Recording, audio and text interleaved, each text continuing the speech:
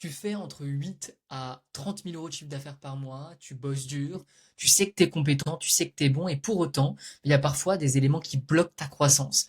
Il y a certains mois où tu arrives à faire un bon mois, genre je sais pas, 20, 25 000 de chiffre d'affaires encaissé, et après, les mois suivants, bah, tu retombes à 10, 12, etc. Et en fait, tu arrives à faire des pics, mais tu comprends pas pourquoi. Le but de cette vidéo, c'est d'expliquer les 5 points qui pourraient t'aider, et je vais t'expliquer le comment et ma vision derrière ça pour t'aider toi aussi de ton côté à aller chercher des chiffres plus grands, plus de chiffres, mais surtout plus de marge, tout en kiffant le processus, parce que c'est ça aujourd'hui le cœur du sujet. Donc, hop, je vais me mettre en plus petit, c'est parti. Donc le premier point, il y a 5 points, je te l'ai même pas dit, c'est l'identité. Tu vas me dire, Gatien, c'est un peu bullshit. Non, tu vas comprendre. L'identité, c'est quoi? Hop, on va supprimer les petites cases au fur et à mesure. Donc effectivement, tu as peut-être des peurs, et des peurs, mais qui t'empêchent radicalement d'avancer. C'est-à-dire que tu as peur de manquer, tu as peur de pas avoir assez, tu as peur de pas être capable de gérer. Tu vois, tu as cette sensation, et limite, c'est pas la bonne identité aujourd'hui auquel tu as accès, parce que l'identité de la femme ou l'homme que tu veux devenir, bah, réagit et fonctionne différemment. Tandis qu'aujourd'hui, si on regarde au niveau de l'écran, bah, la peur, c'est quelque chose qui bloque énormément. Pareil au niveau des croyances, qui t'empêche de te développer. C'est-à-dire que moi, ce que j'ai compris, c'est que des fois, ton corps, il peut limite bloquer ton scaling, il peut bloquer ta croissance. C'est pour ça que moi, je pars du principe qu'aujourd'hui, scaler à tout prix, c'est peut-être pas la bonne stratégie, peut-être pas la bonne technique, parce que, et tu vas le comprendre dans le cinquième et dernier axe que je trouve ultra important et personne ne regarde dedans, c'est que parfois, il y a un truc, une dissonance, et tu vas comprendre pourquoi. Des fois, et à toi de te poser la question de comment tu prends tes décisions. Quelles décisions tu prends qui ont un impact significatif sur la suite? Est-ce qu'aujourd'hui, tu as la capacité mentale de prendre plusieurs décisions parce que en faisant 2 fois, 3 fois, 4 fois plus, qu'est-ce qui va se passer dans ton business? Comment ça va avancer? Premier point ultra important, l'identité. Donc, la vérité, c'est de se dire, OK, aujourd'hui, par rapport à ce que tu veux, qu'est-ce qui te manque en termes d'état d'être, d'état d'esprit, de prise de décision, de leadership, de confiance, etc. pour incarner à 100% l'identité de la femme ou l'homme entrepreneur que tu es en train de devenir et qui te manque.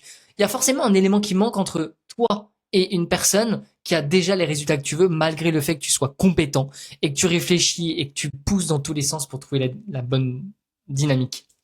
L'autre point, bien évidemment, c'est le modèle.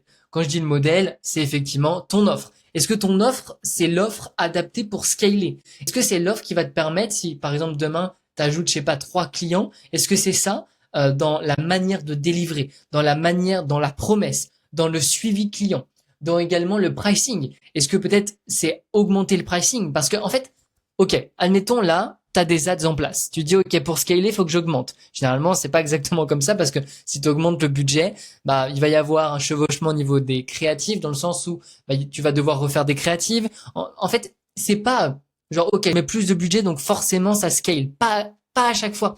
Encore une fois, ça dépend de ton marché, ça dépend de tellement de choses, mais dans un marché où il y a beaucoup de monde, c'est pas exactement comment ça se passe. Donc, est-ce que ton offre va suivre le coup? Est-ce que ton pricing également? Est-ce que ta delivery va suivre? Est-ce que quand tu augmentes les ads, ça suit partout? Est-ce qu'il y a des ajustements à faire dans bah, le troisième axe qui est l'acquisition? Est-ce que au niveau des canaux que tu as, est-ce que tu es en organique? Est-ce que tu es en ads? Est-ce que ton message est bon? Parce que le marché change tellement vite.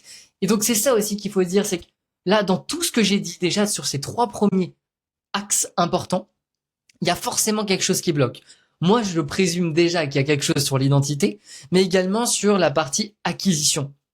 Parce que le modèle, le truc que tu vois pas encore, c'est la delivery, qui va te coûter extrêmement cher si tu le fais pas correctement. Que ce soit en termes de temps, d'argent, si tu délègues trop tôt, ça va être un carnage. Si tu délègues pas assez vite, ça va être un carnage. Si tu systématises pas assez, ça va être un carnage. Si t'as pas les bons clients, ça va être un carnage parce que tu vas être responsable de leur réussite alors qu'on sait que une réussite client, c'est à la fois dans toi ce que tu peux apporter et dans eux leur action, leur part de prise de conscience, de responsabilisation. Moi, j'ai investi plus de 100 000 euros dans des accompagnements pour moi. À aucun moment que ça marche ou marche pas, je me dis, ah, c'est la faute de l'autre. Non, c'est toujours ma faute dans tous les cas. Parce que c'est moi qui ai pris la décision, parce que c'est moi qui ai, bah, mis en place telle ou telle action. Peut-être j'ai mal fait, peut-être peu importe. Et en fait, c'est toujours prendre la responsabilité à 100%. Et tu vois ce que je viens de dire à l'instant, c'est aussi dans ton identité que ça va jouer. C'est ça qui est important à comprendre. J'aimerais tellement que tu comprennes ça, c'est tellement puissant. Donc, ok, les canaux. Est-ce que tu marches qu'avec un seul canal d'acquisition, que l'organique, que le bouche-à-oreille, que les ads? Ok, attention, warning, parce que si demain ton compte pub il saute, comment tu fais? Si tes ads fonctionnent plus, attention, les ads, si t'en fais, tu sais très bien que c'est pas du jour au lendemain, mais ok, s'il y a un problème, tu fais comment? Pour moi, il faut que tu aies, et ça tu le sais très bien, plusieurs canaux d'acquisition. C'est le truc à travailler. Il peut y avoir aussi la recommandation, et ça vient avec le temps. Donc pour moi, là aujourd'hui, tu peux pas continuer d'avancer sans personal branding. Je sais, il y a quelques années, je disais l'inverse, mais aujourd'hui, le monde change. Donc parce que la personal branding, c'est confiance, etc. Donc d'apporter de la valeur et d'apporter en fait, non pas de la valeur et des compétences. Et, genre avec l'IA, tout le monde peut avoir n'importe quoi. C'est plus ton cerveau. Comment tu penses, comment tu raisonnes. Également, bien sûr, en termes de messages, parce que ta cible évolue, les concurrents évoluent, etc. Et bien sûr, la partie conversion. Bah, est-ce que c'est toi qui close tout seul? Est-ce que tu as une équipe? Si tu as une équipe, faut les payer, faut les manager. Tu vois, en fait, on pense toujours que quand on aura une équipe, quand on aura un autre truc, ça va être super, mais je t'assure que non.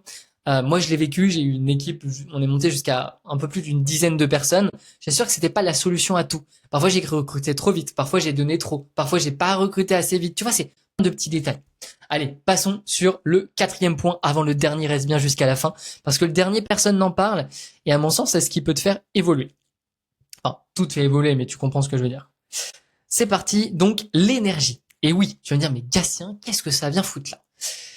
Bah si tu me suis depuis un petit moment, tu comprends à quel point ton énergie, elle est vitale, c'est le cas de le dire. En fait, moi je regarde aussi avec mes clients comment ils fonctionnent, quel est leur métabolisme, comment ils fonctionnent intérieurement, en termes de sommeil, en termes de stress, de récupération, de charge mentale, et j'en passe. Parce qu'en fait, est-ce que là aujourd'hui t'es dans un mode de sprint et que tu sais que tu peux faire des bons mois quand tu bourrines et que tu sprintes à 100% et à la fin t'es lessivé et t'en peux plus. Donc en fait tu fais des up-down et une fois par trimestre t'arrives à aller genre défoncer ça et après ça revient à 10-15 000 ou voire peut-être même moins. Et en plus de ça, je parle en chiffre d'affaires mais je parle même pas de marge. Et là si on calcule la marge, c'est encore un autre sujet. Donc je vais pas m'étaler là-dessus. Donc ouais, ton sommeil, comment tu récupères? Bien sûr, tu connais le Whoop, etc. Moi, je l'ai depuis, ça va faire bien, en août, ça fera 2 ans que j'ai le Whoop et très content, mais ça aide, mais il n'y a pas que ça. C'est aussi dans ton alimentation, dont, par exemple, la méditation, la cohérence cardiaque, le temps pour soi. Quand je dis le temps pour soi, c'est du temps de qualité à ne rien faire. Moi, actuellement, j'apprends à ne rien faire et c'est ça aujourd'hui qui est important. Comment tu récupères quand tu fais un effort, que ce soit mental, etc. Quand je parle de charge, bien sûr, de charge mentale, de charge de décision, de charge émotionnelle, etc. Donc, ce point énergie, c'est tellement important. Et la vraie question, c'est celle que je t'ai posée au début, c'est est-ce que là, tu es dans un sprint ou un marathon? Parce que la manière dont tu commences les premiers kilomètres, selon si c'est un sprint ou un marathon, tu vas pas du tout finir pareil. Tu vas pas pouvoir tenir 20 km à l'heure sur un marathon. Mission impossible, tu vois. Donc, vraiment, pose-toi cette question. Et le dernier axe, attention, t'es prêt? L'ancrage. Et encore une fois, tu vas dire, mais Gatien, qu'est-ce que tu dis des choses différentes des gens? Et oui, parce que la majorité des gens se concentrent et ils sont pas moins bons, peu importe, ils sont très bien et c'est excellent. Moi, c'est juste, avec mon expérience, ça fait plus de 6 ans, j'ai monté plusieurs boîtes, j'ai un fils en animaux, enfin bref, j'ai fait plein de trucs, j'ai des boîtes à plusieurs dizaines de milliers d'euros. Bref, une équipe. Je vais pas m'étaler là-dessus plus longuement. Bah, en fait, tout le monde se concentre sur modèle acquisition. Donc en mode scale, fais le boulot, développe ça, mets en place des ads et t'inquiète, tu vas être riche. En gros du gros. Mais en fait, il y a au-delà de ça, il y a aussi le fait de kiffer sa propre vie. Si tu vis dans une prison, une putain de prison dorée, dans laquelle t'es bloqué, dans lequel tu rumines tout le temps, t'es pas bien, t'es pas happy. Et bien sûr, le business, c'est pas que être happy et t'es aux anges. Non, mais en fait, c'est quoi ta définition du business? C'est vraiment ça. Et tout le monde te vend le scale. Moi, je te vends pas l'anti-scale non plus. Je dis pas de scaler, c'est mauvais. Moi, je te dis juste que si on arrive à isoler la contrainte principale de ton activité, les contraintes aussi bien chez toi, dans ton identité en tant que fondateur de ton business, que ce soit dans ton énergie, dans ton acquisition, comme on a fait avec Paloma et plein d'autres clients, mais en fait, on va voir que peut-être la manière dont tu scales, il y a une méthode qui est plus adaptée. Je parle pas de nouvelle stratégie, je parle juste une méthodologie adaptée à tes valeurs, à qui tu es, à ton énergie, à ton, par exemple, chronotype de sommeil, à comment tu fonctionnes en termes de capacité mentale, etc. peut-être qu'il sera plus aligné à toi et tu vas beaucoup plus kiffer ta vie et tu auras beaucoup plus de marge nette en faisant genre 20 cas par mois qu'en voulant forcer en faisant 40 ou 50, mais que tu auras une équipe et donc ce sera pas pareil, tu auras une charge mentale différente. Tu vois ce que je veux dire? Le modèle du business que tu as aujourd'hui n'a pas besoin d'être pareil que ton voisin. Et moi, j'ai longtemps fait cette erreur-là. Donc c'est pour ça que dans l'ancrage, c'est important et pour ces bonnes raisons. En termes d'habitude, quelle habitude valorise ta vie et quelle habitude dévalorise ta vie? Quelles métriques tu traques? Est-ce que tu traques que les métriques business ou est-ce que tu traques aussi les métriques de vie? En fait, il y a plusieurs quêtes, tu vois. Ta quête principale, c'est peut-être développer ton business, aller chercher les 50, 100 000 et peut-être que tu dis, OK, quand j'aurai atteint ça, ce sera bon. C'est peut-être la réalité. Mais est-ce que, encore une fois, t'as la bonne identité? Est-ce que t'as la bonne énergie? Est-ce que, tu vois, je remets pas en question tout ce que tu fais. Je dis juste que dans tout ce que tu fais, si t'es plafonné et que t'arrives pas à passer un certain step et il y a une sorte de plafond de verre et que t'as beau tout faire et à chaque fois tu retombes en arrière, il y a forcément quelque chose qui bloque. Et c'est forcément dans un de ces 5 axes. Obligatoirement. Et parfois c'est même dans plusieurs. Parce que généralement, il y a un truc entre ancrage, énergie, identité qui est la priorité numéro 1, mais toi tu penses que c'est le bon business, alors peut-être qu'il faut changer le fond, la cible, et peut-être que c'est juste pas les bons clients que t'attires et qui t'épuisent, etc. Moi c'est ce qui m'est arrivé dans l'une de mes boîtes. Ou alors c'est peut-être effectivement après ton message, ton tarif, ton acquisition. Ça dépend. Moi je parle souvent de est-ce que t'es plus dans l'être ou est-ce que t'es plus dans le faire. Le faire, faire, faire. Moi je suis un gars qui est dans le faire beaucoup et j'apprends à être encore plus dans l'être. Donc voilà. Donc, et ta stabilité, c'est la stabilité aussi émotionnelle. Est-ce que en fait, comment t'arrives à gérer un challenge? Comment t'arrives à gérer une problématique? En fait, je parle pas que des habitudes, genre en mode, habitudes de vie, etc. Non. Je parle d'habitudes bien plus profondes. Et également, un dernier point que je t'ai pas précisé, c'est sur enfin, 2 points. Sur la partie stabilité, c'est également au niveau de ton business, tu vois. Est-ce que là, le pic que tu arrives à faire une fois de temps en temps, tu arrives à comprendre pourquoi tu arrives à faire ce pic, et donc, qu'est-ce qui te permet de le recopier? Si tu n'arrives pas à comprendre pourquoi une fois de temps en temps tu fais des pics à, je sais pas, 20, 25, 30 ou même juste 15, qui est extrêmement bien, bah, si tu n'arrives pas à le comprendre et à isoler le mécanisme derrière ce pic-là, c'est qu'en fait, tu peux pas le copier. Donc, du coup, en fait, t'es en mode toujours en mode survie parce que tu dois tester constamment. Et pareil sur les métriques, on peut parler des métriques sur le plan business, sur le plan personnel. Il y a des métriques aussi sur le plan mental. Enfin bref, il y a plein de types de métriques qu'on peut suivre. Moi, j'en suis pas mal avec chacun de mes clients, mais c'est également sur la partie métrique business. C'est est-ce que tu suis les mêmes chiffres, tu vois? Parce que quand on teste plein de stratégies en même temps, bah en fait, on suit plein de trucs et on part dans tous les sens. Je te dis ça parce que je sais ce que tu peux vivre. Donc, je te dis pas ça forcément pour te vendre un truc ou quoi, t'en fais ce que tu veux. Mais par contre, ce que j'aimerais que tu te poses comme question, c'est la suivante sur les 5 axes que je t'ai partagés. Qu'est-ce qui résonne ou te fait un petit truc au fond de toi dans le ventre? Écoute ton ventre ou au niveau de ton plexus solaire ici, ou ton ventre. Est-ce qu'il y a quelque chose qui vient, une tension, une friction quand, genre, j'ai nommé un de ces 5 axes ici? Si c'est le cas, j'aimerais vraiment que tu creuses tout ça un peu plus profondément de ton côté.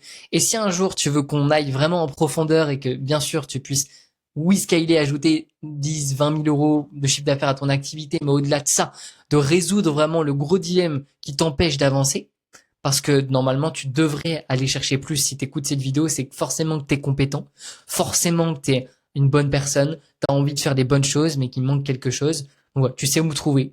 Et puis sur ce, j'espère que cette vidéo t'aura aidé. Et je te dis à la prochaine vidéo, n'hésite pas à t'abonner, liker, la partager. Ça m'aiderait énormément. Et on se dit à la prochaine. Sur Instagram, je suis assez présent, donc si tu veux qu'on échange là-dessus ou me suivre également, c'est